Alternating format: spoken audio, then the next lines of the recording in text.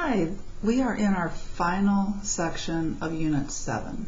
So far in Unit 7 we have found the area between curves, and then we found volumes of different solids. Solids where we knew the cross-section, like an equilateral triangle or a semicircle or a square or whatever. And then we found volumes of solids of revolution using two different methods, disk and washer method and the cylindrical shell method. Today we're switching gears just a little bit, and we're going to be finding the length of a curve. This is kind of a huge deal. Let's introduce it to you. Let's get a little general curve in here. Let's say that this is f of x. Okay, so there's our little f of x. We would like to find the length of that curve from x equals a to x equals b. We want the length of that curve. If f of x was linear, this would not be a problem. We know how to find the length of a line. But what if f of x is not linear, like in this case? Well, I'm going to show you how we get the formula for this length of the curve. So I'm going to take this and I'm going to approximate it using tiny line segments. Tiny line segments. So each of these is straight. Why am I making each of them straight? Because we know how to find the length of a straight line. So if I do that, would you agree that if I added up all of these tiny little line segments, I would indeed approximate the length of that curve? I hope you agree. All right, so let's zoom in on one of those. Let's zoom in on one of those. I'm going to zoom in on, I think I'm going to zoom in on this one over here, okay? Just because it's going the way I want it to go. So that one looks kind of like this if I zoom way in on it, okay? Let's get the length of that little line segment right there. It has a change in x and it has a change in y, right? Yeah? So we can use the Pythagorean Theorem to get this distance. That distance would be the square root of delta x squared plus delta y squared. Pythagorean Theorem, okay?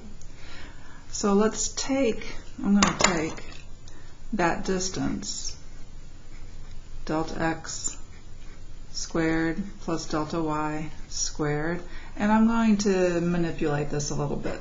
So first what I'm going to do, I'm actually going to factor a delta x squared out of these two. So this will equal, okay, I'm factoring out a delta x squared. And it looks like it's not in common, but we can force it to be in common. From the first term, we're going to have a 1. From the second term, we're going to get whatever this is divided by delta x squared.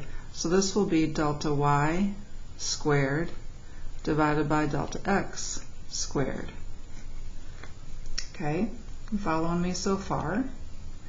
All right, now I'm going to have the square root. I can write this as the square root of delta x squared times the square root of 1 plus, and I'm going to write this all as delta y over delta x squared. Okay?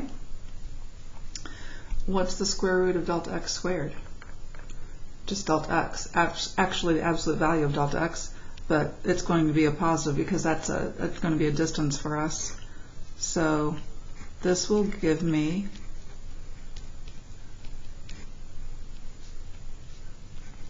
that expression.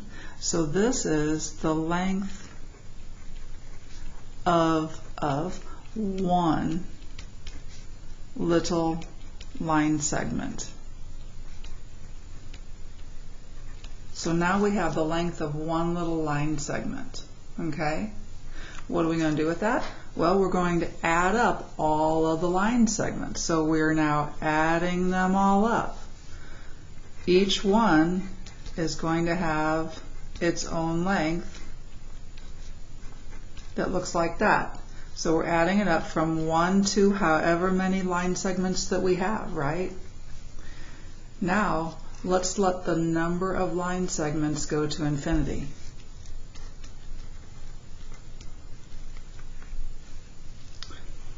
Now we have an integral. Integral from a to b of square root 1 plus, what happens to delta y over delta x as we let the limit go to infinity? That becomes dy dx. What does delta x become as we let n go to infinity? Dx. And this is our formula for the length of a curve, also called arc length. Okay? So it's not hard to see where that came from, but I do need you to know that. I need you to know this formula. So this goes in our memory banks, okay? All right, couple of examples.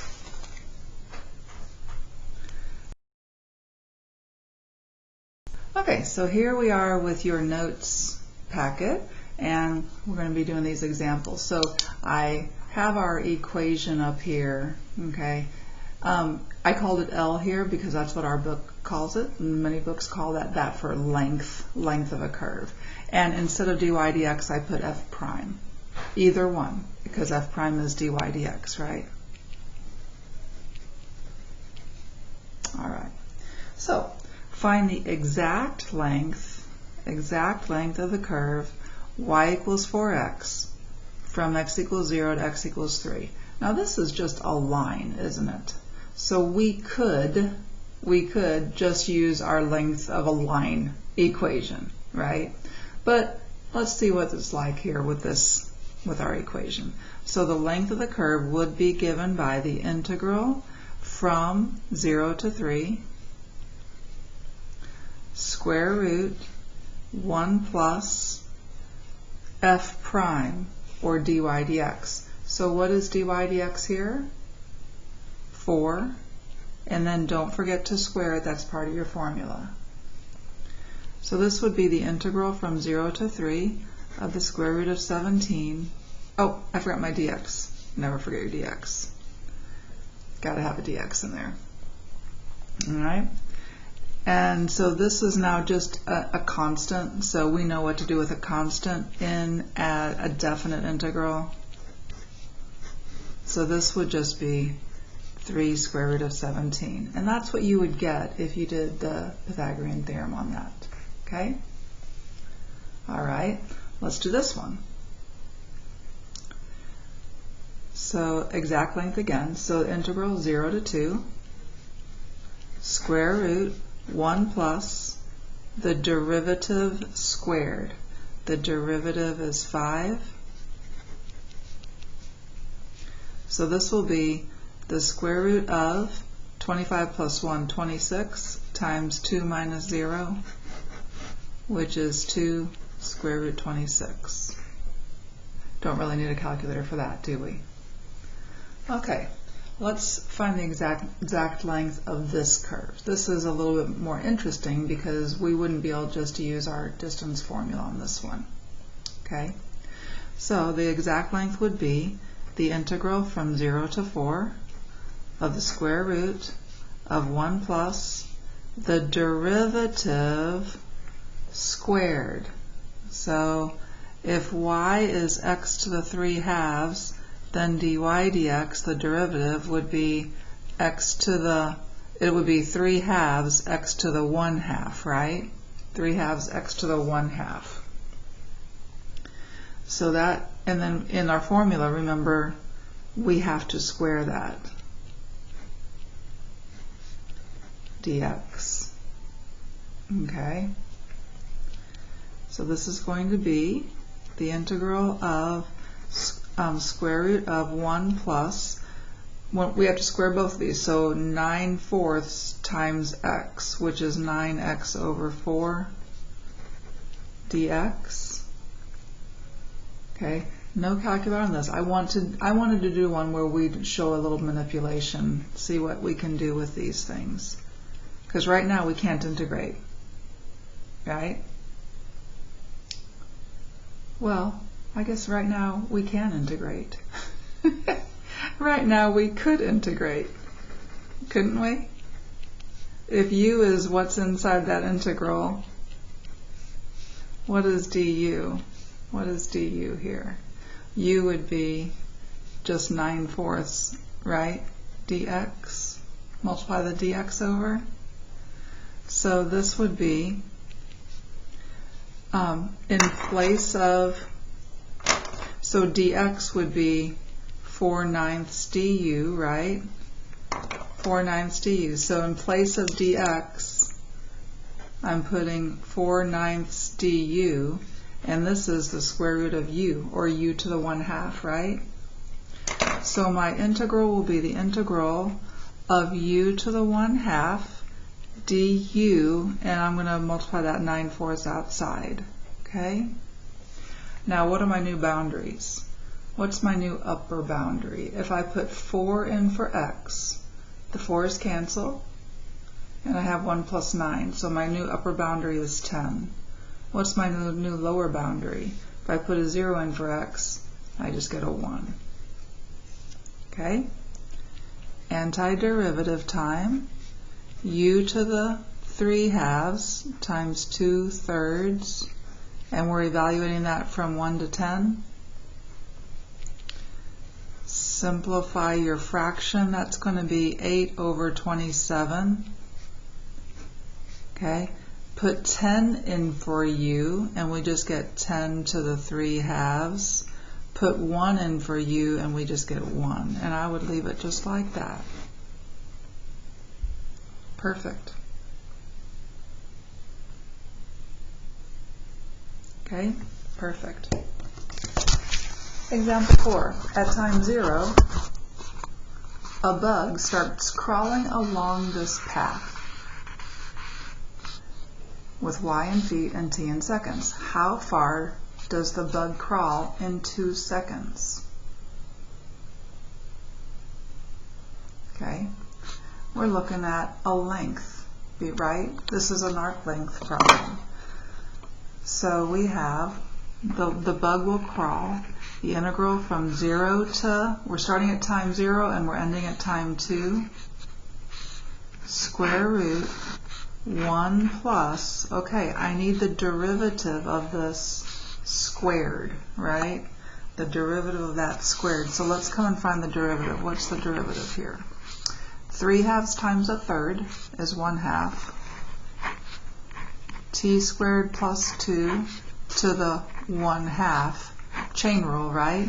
Times the derivative of the inside, which is 2t. The 2's will cancel out, and we're left with t square root of t squared plus 2. T square root t squared plus 2. And then in the formula we need to square that. Okay? So that's the expression for the length of the curve. Now let's figure out what to do with it here. No calculator, so let's do a little manipulation. Take an opportunity to review integration here. This will be 1 plus t squared times t squared plus 2, right? When you square that. And that's going to be t to the square root, t to the 4th, I'm going to put that out front, plus 2t squared plus 1 dt. This is factorable into a perfect square, which is awfully convenient because we have that under a square root. So this factors into t squared plus 1 squared. It's all under the square root. So it would be the absolute value of that, but since it's always positive, it's just that. Number 1 is always positive, and number 2 we're evaluating it from 0 to 2, and those are always positive. So we don't need the absolute value there. Okay? Time for antiderivative. 1/3 t cubed plus t evaluated from 0 to 2. So that would be 8/3 plus 2 minus 0, right? Safe stop. 2 is 6/3, and 6/3 plus 8/3 is 14/3. So that would probably be the multiple choice answer. Okay? All right. And now you can use your calculator. Find the length of each of the curves between the given x values. All right. So show me your integral, and then you can just use your calculator. So integral 0 to 2, square root 1 plus, what's the derivative?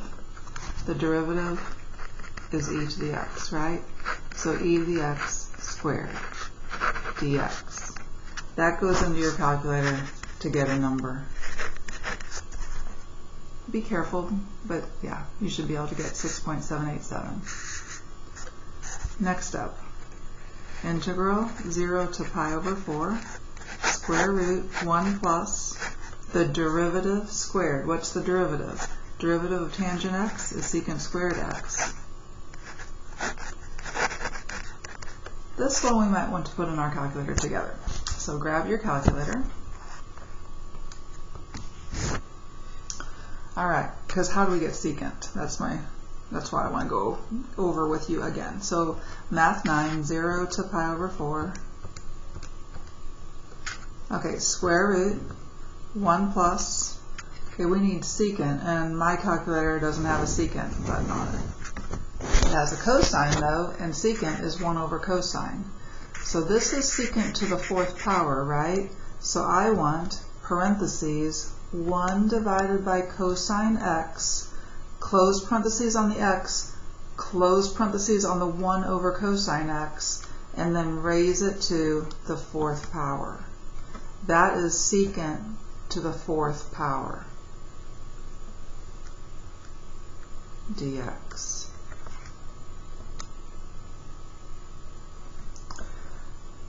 .278. Okay. Next up, integral 1 to 4, square root 1 plus derivative squared. That one won't be so hard to put in your calculator. Should be able to get 6.126. And then the last one, integral 0 to 2 pi, square root 1 plus. Okay, we need a derivative here. And to get this derivative, we need to use the product rule.